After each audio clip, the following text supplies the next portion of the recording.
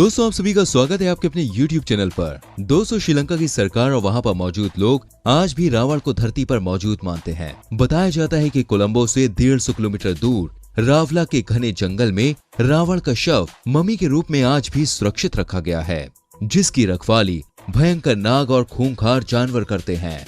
रावला के घने जंगलों में 8000 फुट की ऊंचाई पर एक गुफा मौजूद है, जहाँ कभी रावण ने कठोर तपस्या की थी। कहा जाता है कि इसी गुफा में रावण की मम्मी मौजूद है। रावण का शव जिस ताबूत में रखा गया है, उस पर एक खास किस्म का लेप लगा है, जिससे वो ताबूत हजारों सालों से जैसे का तैसा है।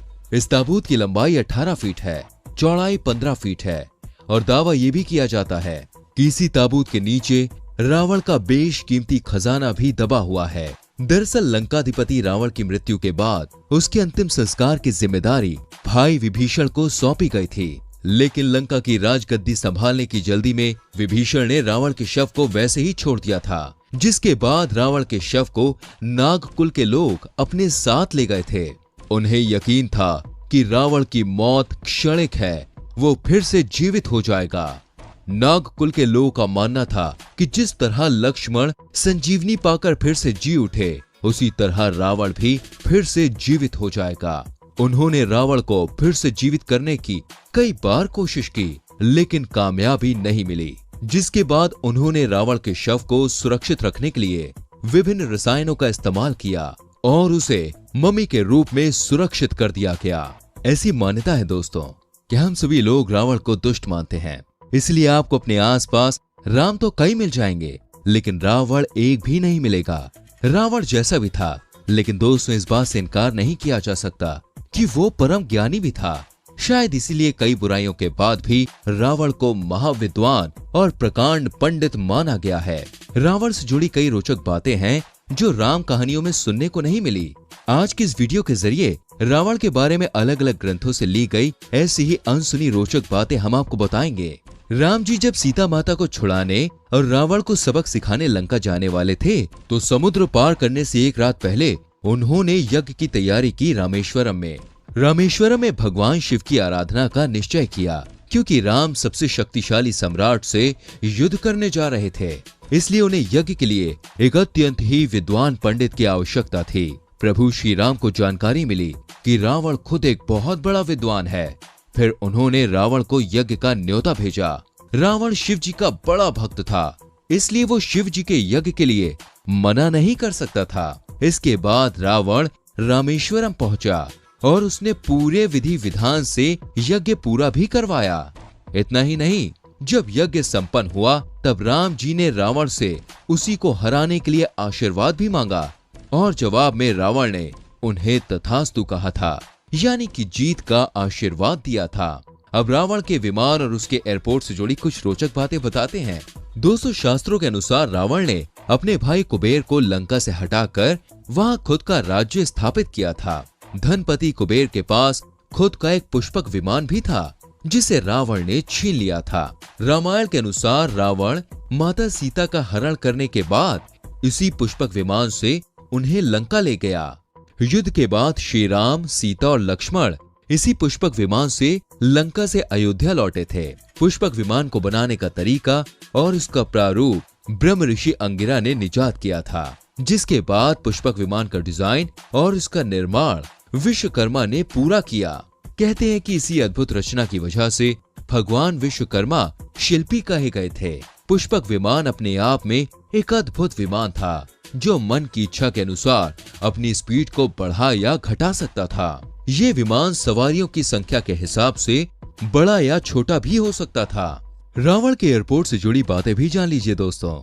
श्रीलंका की श्री रामायण कमेटी की रिसर्च के हिसाब से रावण के 4 हवाई अड्डे थे: दुरुलोपोथा, तोतुपोल कंधा, वरियापोला और उसानगोडा।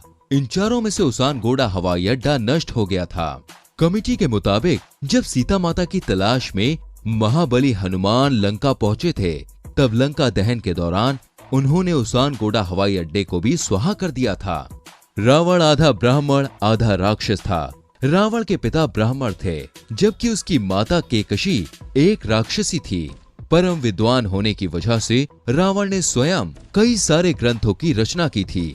कहा जाता है कि लाल किताब का असली लेखक रावण ही था। माना जाता है कि रावण अपने अहंकार में चूर होने की वजह से अपनी शक्तियों को खो चुका था।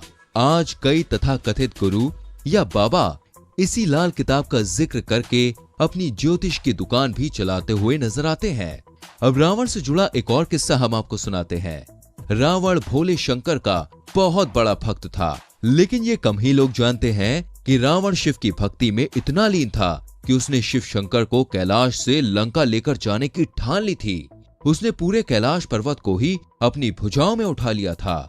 तब शिव जी क्रोधित हो गए और उन्होंने अपने पैर के अंगूठे से पर्वत को जरा सा दबा दिया, जिससे कैलाश पर्वत जहां था वो वहीं पर ही रह गया। इस दौरान रावण का एक हाथ भी पर्वत के नीचे दब गया और वो दर्द से छटपटाने लगा और शिव शंकर से क्षमा मांगने लगा और स्तुति करने लगा। रावण की यही क्षमा याचना और स्तुति आगे चलकर शिव तांडव स्रोत कहलाए। यानी रावण सिर्फ एक योद्धा ही नहीं था, शिव तांडव स्रोत के साथ ही उसने बहुत सारे श्लोक और कविताओं की रचना भी की थी। दोस्तों, मां सरस्वती के हाथ में जो रुद्र वीणा नजर आती है, उसकी रचना भी रावण ने ही की थी। रावण ने इस वीणा को अपने सिर, हाथ और नसों से बनाया था। रावण शिव जी से युद्ध में हारा था, इसलिए उसने भोले शंकर को अपना गुरु माना था। रुद्र वीणा बजाने का तरंगत था और भगवान शिव के कहने पर चारों वेदों को संगीतबद्ध किया था। रावण इतना शक्तिशाली था कि वो ग्रह नक्षत्रों को भी अपने हिसाब से चलाता था। अपने पुत्र मेघनाथ के जन्म के समय रावण ने नक्षत्रों की दिशा को अपने हिसाब से लेबद्ध किया था, ताकि उसका होने वाला पुत्र अमर हो सके। लेकिन आखिरी वक्त पर शनि देव ने अपनी चाल बदल दी थी। रावण इतना शक्तिशाली था कि उसने शनि देव को भी अपना बंदी बना लिया था। अपनी ताकत के नशे में चूर रावण ने तो मृत्यु को भी कैद कर रखा था। दोस्तों, क्या आप जानते हैं रावण का साम्राज्य कहां तक था? रावण का साम्राज्य सुमबांध्रलय, शंख द्वीप, कुश द्वीप, वराह द्वीप, अंग द्वीप, मलय द्वीप, बाली द्वीप तक फैला हुआ था। इसमें मलय द्वीप का मतलब एशिया और बलय द्वीप का मतलब इंडोनेशिया से है। यानी आज के वक्त के हिसाब से देखें तो रावण का साम्राज्य इंडोनेशिया, मलेशिया, बर्मा, दक्षिण भारत के कुछ राज्यों और श्रीलंका तक फैला हुआ था। रावण को वरदान था कि कोई भी देवता, राक्षस, किन्नरी या गंधर्व उसका वध नहीं कर सकता। यही वजह है कि रावण का वध करने के लिए भगवान विष्णु को इंसान के रूप में आना पड़ा और विष्णु जी के अवतार श्री रामचंद्र ने रावण का विनाश किया। उम्मीद है कि रावण के बारे में शास्त्रों में धूमिल हो चुकी ये जानकारियां आपको जरूर पसंद आई होगी। दोस्तों, रावण चाहे कितना भी बड़ा विद्वान था या शक्तिशाली था, लेकिन उसने सीता माता का हरण करके अधर्म का जो रास्ता चुना, उसकी वजह से उसका अंत हो गया। और इतिहास गवाह है कि ऐसे ना जाने कितने बलशाली हुए जिन्होंने गलत रास्ता चुना, तो ऐसे में दुनिया उनको भूल गई। ये वीडियो आपको कैसी लगी हमें कमेंट करके जरूर बताइएगा। प्लीज वीडियो को लाइक करें, शेयर करें। हमारी आने वाली वीडियोस को देखने के लिए जल्दी से चैनल को सब्सक्राइब करके बेल आइकन प्रेस करें, जिससे आपसे हमारी कोई भी वीडियो मिस ना हो। मिलते हैं आपसे अगली वीडियो में, तब तक के लिए बाय बाय, टेक केयर।